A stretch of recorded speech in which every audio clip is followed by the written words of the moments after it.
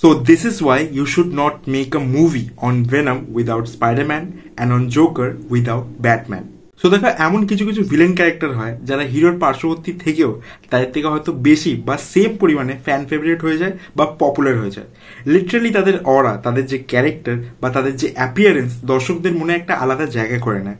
তাই হিরো ভালো কাজ করছে তো করছে, বাট ভিলেনের জন্য মানুষের একটা সিম্পেথি তৈরি হয়ে যায়, যার জন্য সেই ভিলেনকে ভালোবাসতে শুরু করে। তো তুমি সেই ভিলেনকে নিয়ে একবার তো মুভি বানাতে পারো, তার যে ভিলেন হওয়ার যে জার্নি, সে কেন ভিলেন হওয়ার পাথটাকে চুজ করলো সেইটা দেখিয়ে তার যে আইডিওলজি সেটাকে গ্লোরিফাই করতে পারো, দেখাতে পারো সোসাইটি কেন তাকে ভিলেন হতে বাধ্য করলো।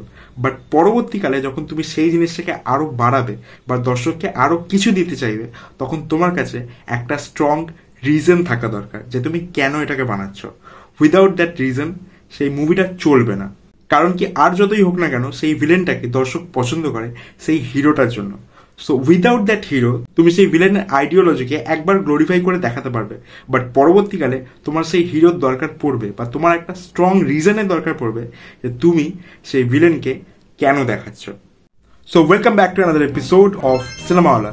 আর আজকে আমরা রিভিউ করতে চলেছি জোকার 2 মুভিটাকে, যেটা থিয়েটারে রিলিজ হয়ে গেছে। আর যদি দুটো ওয়ার্ডে আমাকে বলতে হয়, so this movie is beautifully wasted. তো এই মুভিটাকে বিউটিফুলি ওয়েস্টেড বলার পেছনে কারণ রয়েছে, যেখানে আমি বিউটিফুল বলছি আবার ওয়েস্টেড বলছি। সো দেখো, বিউটিফুল বলার পেছনে কারণ হচ্ছে এই মুভির যে ডিরেক্টর টড ফিলিপস, যে এর প্রথম পার্টটাকেও ডিরেক্ট করেছেন, তিনি এই মুভিটাকে ডিরেক্ট করেছেন এবং তার সাথেই ইনি এই মুভির যে ভিজুয়ালস রয়েছে সেগুলোকে খুব সুন্দরভাবে আমাদের সামনে প্রেজেন্ট করেছে।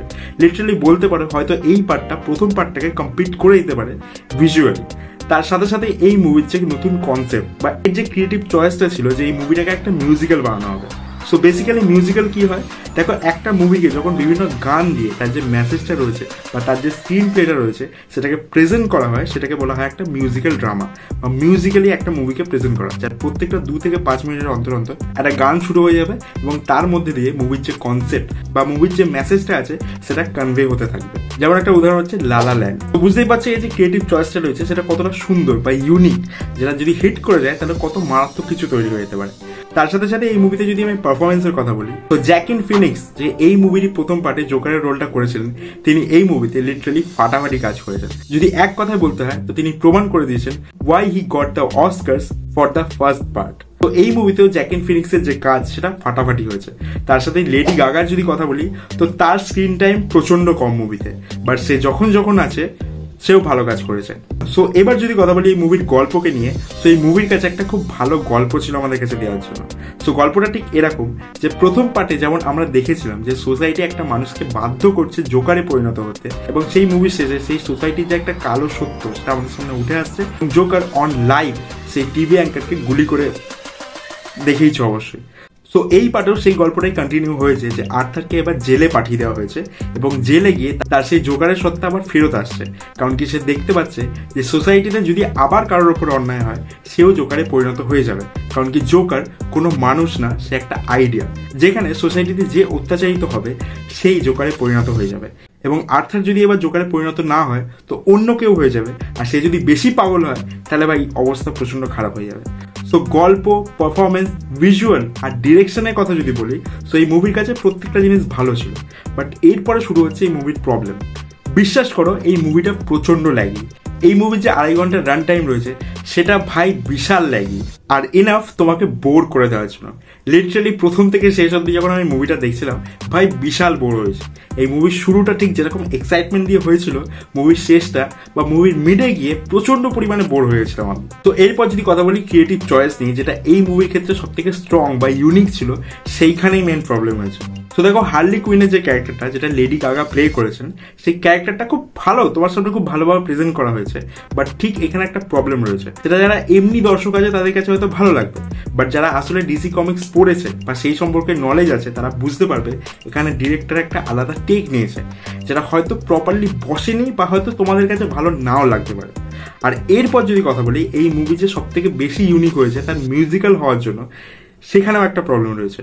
কারণ প্রত্যেকটা 2 থেকে 5 মিনিট অন্তর অন্তর একটা নতুন গান চালু হয়ে যাচ্ছে, যেটা ভাই ভাল লাগছে দেখতে, বাট তোমার কাছে যদি সাবটাইটেল অ্যাভেলেবেল না থাকে তাহলে তোমার বুঝতে খুব অসুবিধা হবে, তোমার ফেটে যাবে লিটারালি। তার সাথে সাথে এরা যখন ডায়লগ বলছে বা যখন একটা স্ক্রিনের সিরিয়াসনেসকে তোমার সামনে বোঝানোর চেষ্টা করছে, তখনই যখন একটা গান চালু হয়ে যাচ্ছে, তো লিটারালি সেই যে মেসেজটা কনভে হওয়ার চেষ্টা হচ্ছিল সেখান থেকে তুমি পুরোপুরিভাবে সরে যাবে।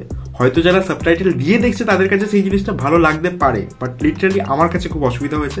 আর যে মেইন যে থিমটা আমাদের সামনে প্রেজেন্ট করার চেষ্টা করা হচ্ছে বা মেইন যে ইমোশনটা আমাদের কাছে দেখানোর চেষ্টা করা হচ্ছে, সেইখানে ভাই প্রবলেম হয়ে যাচ্ছে, সেখানে জিনিসটা বোঝা যাচ্ছে না। খুব একটা আনপপুলার ওপিনিয়ন দেবো, দেখো রায়ান গসলিংসের যে গ্রেড রানার মুভিটা ছিল সেটা একটা কাল্ট ক্লাসিক একটা মুভি, যেটা অনেকের কাছে মাস্টারপিস। বাট লিটারালি কিছু মনে করো না, যদি আমার কথা বলি তো সেই মুভিটা আমার কাছে খুব বোরিং লেগেছিল প্রথম হাফে। কারণ কি এই মুভিটা দেখতে আমার 6 দিন টাইম লেগেছে, কারণ যতবারই দিনে বা রাতে যতবারই মুভিটা দেখতে যাচ্ছিলাম আমি ঘুম পেয়ে যাচ্ছিল। 6 দিন পর আমি এই মুভিটাকে কমপ্লিট করেছিলাম। ঠিক এইখানে যে প্রবলেমটা আসছে, অনেকে হয়তো বলতে পারে যে এই মুভিটা একটা মাস্টারপিস, বাট দেখো সোসাইটিতে যেই জিনিসগুলোকে আমরা বুঝতে পারি না বা যেইগুলো আমাদের আয়ত্তের বাইরে চলে যায়, হয়তো সেইগুলো গ্রেট হয়, নাহলে সেইগুলোকে গ্রেট প্রচার করে দেওয়া হয়। সেইখানে এই মুভির ক্ষেত্রেও অনেকজনের হয়তো ওপিনিয়ন থাকতে পারে যে এই মুভিটা একটা মাস্টারপিস বা এই মুভিটা গ্রেট হয়ে গেছে, বাট লিটারালি তুমি যদি ঠিক করে মুভিটা দেখো তোমার পছন্দ হবে না। এরপরেও যদি তুমি বলো যে হ্যাঁ ভাই এটা গ্রেট, তাহলে আমার কিছু করার নেই। তো এই মুভির যে ডিরেক্টর রয়েছেন তিনি প্রথম পার্ট শেষ হওয়ার পরেই বলে দিয়েছিলেন যে এর কোনো সিকুয়েল আসবে না, কারণ এই গল্পটার কোনো সিকুয়েলের দরকার নেই।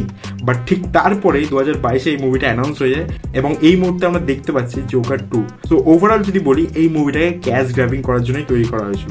যে প্রথম পার্টটা যেহেতু প্রচুরভাবে হিট হয়েছিল, প্রচুরভাবে টাকা কামিয়েছিল, তো ডিরেক্টর আর প্রডিউসার ভেবেছে, ওয়ার্নার ব্রাদার্স তারা ভেবেছে ভাই আবার বানিয়ে নি, কিছু না কিছু তো হয়ে যাবে। তো সত্যি কথা বলতে গেলে এই মুভির ডিরেক্টরের কাছে বা প্রডিউসারদের কাছে একটা খুব বড় রেসপন্সিবিলিটি ছিল। কারণ কি তুমি যখন অলরেডি একটা গ্রেট কিছু বানিয়ে দিয়েছো বা মাস্টারপিস বানিয়ে দিয়েছো, তো সেই জিনিসটাকে আবার বানাতে গেলে তোমাকে তার থেকেও ওপরে কিছু করতে হবে, অর্থাৎ গ্রেটের থেকেও বেশি কিছু করতে হবে, যেটা নর্মালি সম্ভব না। তো সেইভাবে এই মুভিটার ক্ষেত্রেও সেই একই জিনিস হয়েছে।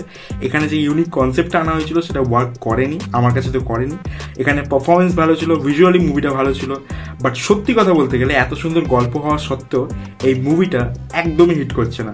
লিটারালি আমার পছন্দ হয়নি মুভিটা, হয়তো অনেকজনের কাছে পছন্দ হতে পারে, বাট এই মুভিটা আমাকে ডিসঅ্যাপয়েন্ট করে দিয়েছে কমপ্লিটলি। সো এই ছিল আজকের ভিডিও। যদি ভিডিওটা ভালো লাগে অবশ্যই ভিডিওটাকে লাইক করে দিও। যদি এই মুভিটা তোমরা দেখে থাকো বা দেখার চিন্তা করছো তাহলে কমেন্টে আমাকে জানাতে পারো যে এই মুভিটা কেমন লেগেছে বা তুমি এর থেকে কী কী এক্সপেক্ট করছো। তো যাই হোক, দেখা হচ্ছে খুব তাড়াতাড়ি নতুন ভিডিওতে। প্লিজ চ্যানেলটাকে সাবস্ক্রাইব করেছো।